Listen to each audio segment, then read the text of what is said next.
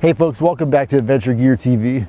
I've used the Starlink Mini with a roam plan for about 3 months now, and one of the most common questions that folks ask me is, how do I mount this Starlink Mini to my minivan camper and not worry about it falling off while I'm traveling? So today I want to share with you how I mount this Starlink Mini with the roam plan to my minivan camper, talk a little bit about the plan overall, because there are a few different tiers of the roam plan, and then also discuss how it actually performs in the open sky like we are right now, as well as under some tree cover that I frequently experience out here in the forest. And it is absolutely freezing outside, so I'm going to bring this inside of the minivan camper just to keep my fingers from freezing off.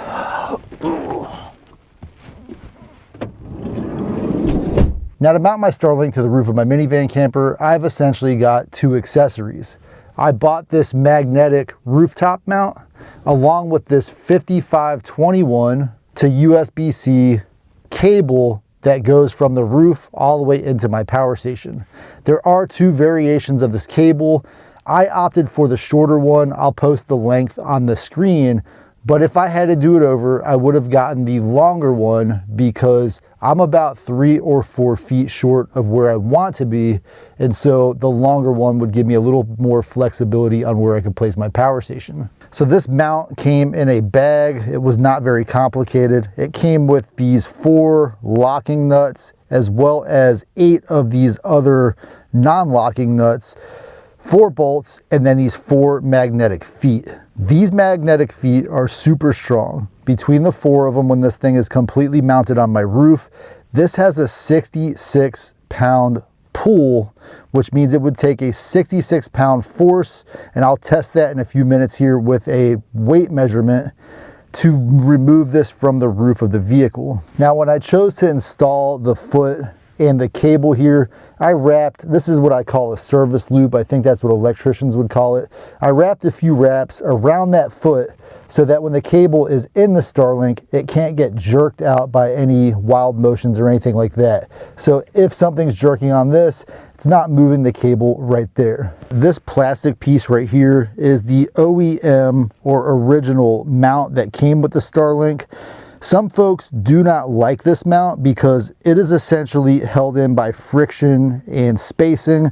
So when you push the Starlink onto it, it locks into place.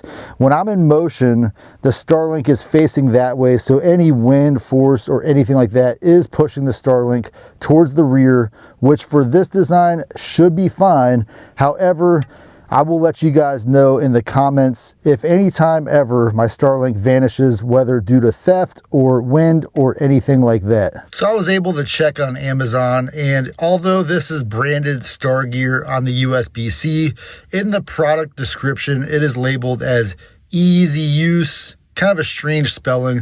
I will post the link in the video description.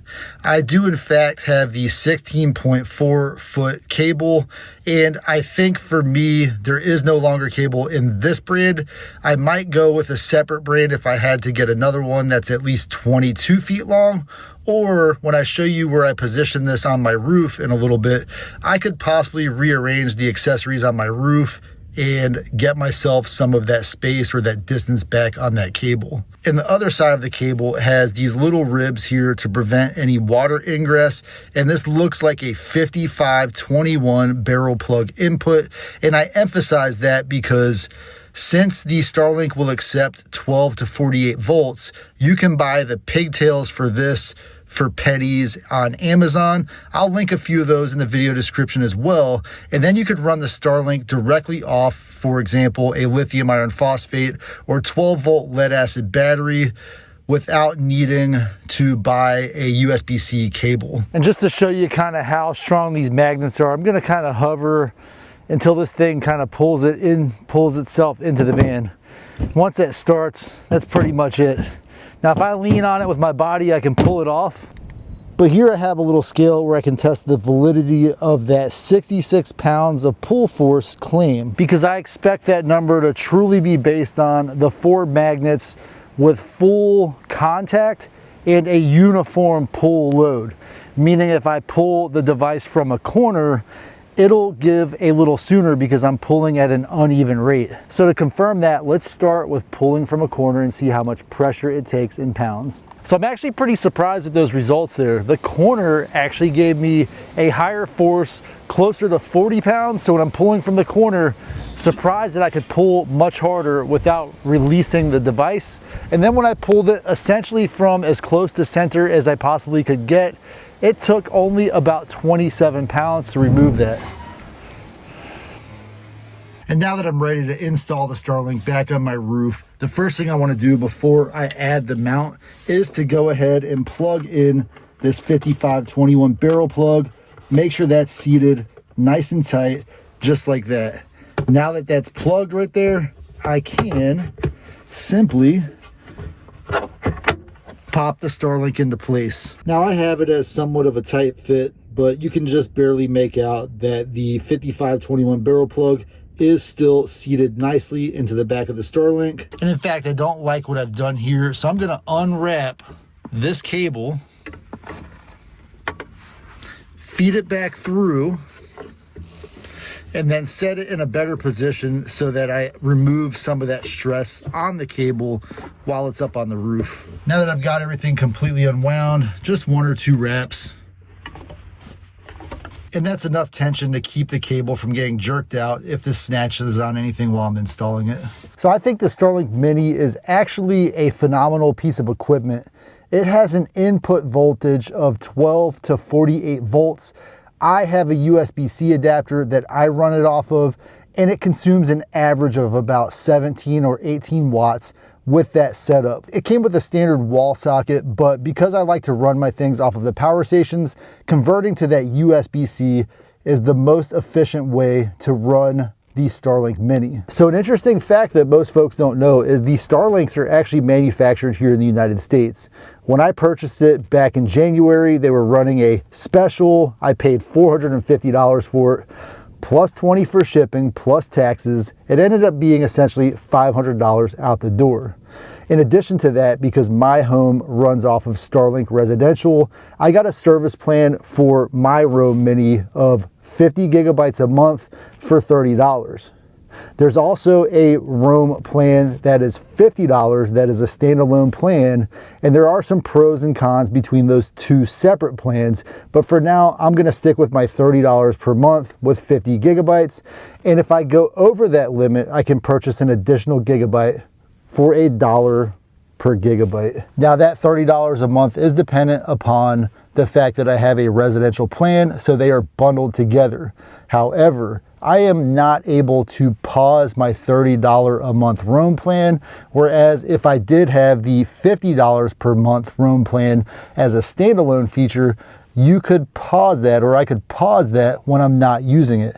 I do use the minivan camper for my daily driver, and I travel a lot in locations where I don't have service, and so for me, I plan to keep the Roam plan active at all times. That boils to about $360 a year for the Roam Mini with the bundle. I'm not sure if Starlink is still offering that, but if they do and you have a residential service and you do a lot of camping like me, for me, that is the best deal. However, if you are a snowbird and you don't plan to use your Starlink Mini continuously, you can start it and pause it. And so a frequent example that I've seen is if you travel for about 5 months a year and then you pay for the Starlink Mini plan, besides the initial startup cost, which is essentially equal for both plans, then it will cost you about $250 a year to run it for just those 5 months. However, if you do plan to run it for the entire year, that can easily climb up to about $600 for the year. And then another interesting fact is this is the Mini. It is a little less powerful than the new standard Starlink, or the 3rd generation, I believe, Starlink, but it uses much less power. So where I'm pulling about 17 watts, I do get slightly less sky visibility or less access to satellites, which I personally have not noticed as an issue, but you could get the regular Starlink 3rd generation, which is a very similar size and shape, for cheaper. I think they're about $350 right now. They're also more powerful. You get better reception, but those are the trade-offs between this and the regular size Starlink. Now, installation is a breeze, and unfortunately my van is still very dirty from the tornadoes that came through this week and all of the dust and debris that those have shot up. But essentially, to mount this, I don't know in the camera if these 3 or 4 little circles will pop up, but I'm just gonna drop that right there, and it's not going anywhere. I'm not gonna pull on it, because when I pull it up, because I don't want to damage the Starlink, I pull it up from the metal bracket.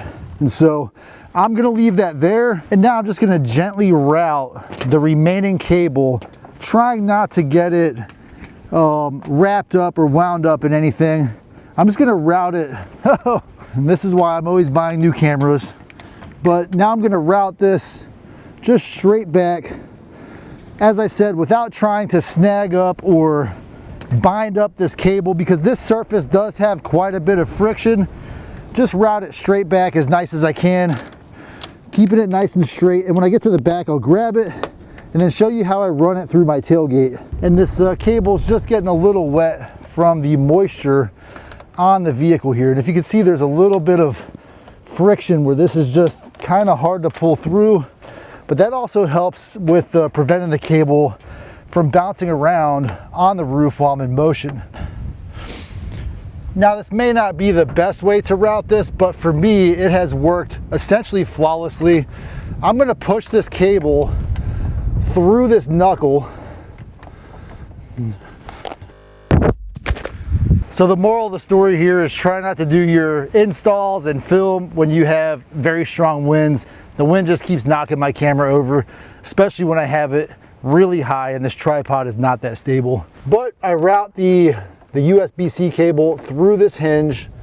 That way it essentially centers the cable on the vehicle. And this is not very sophisticated. I've got my MC4 to XT60 cable coming in from the roof, and then I simply route this around like that.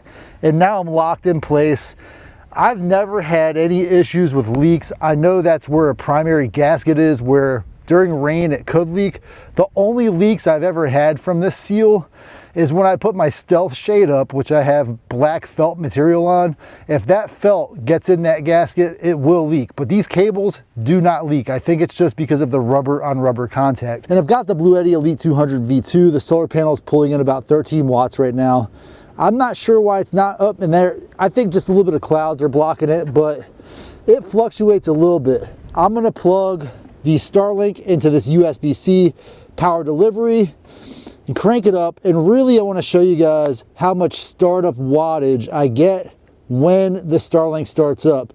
So I've just peaked at 32 watts, 33 watts, which is very low for a USB-C device. And what the Starlink is doing right now, and the reason that it's spiking that power, one, it's starting up. It's also determining where it is relative to the satellites out there in space. And so once it gets a certain amount of satellite coverage, then it can lower its power consumption and provide some very good internet. And this video is not necessarily about the solar panels, but one of the reasons I'm not getting as much light is the shade line right now from the trees does cover the solar panel just a little bit, making them much more inefficient. So the Starlink booted right up. It only took maybe a minute. I didn't even have time to actually test it because I was using the same phone to record the video as I do to run the app.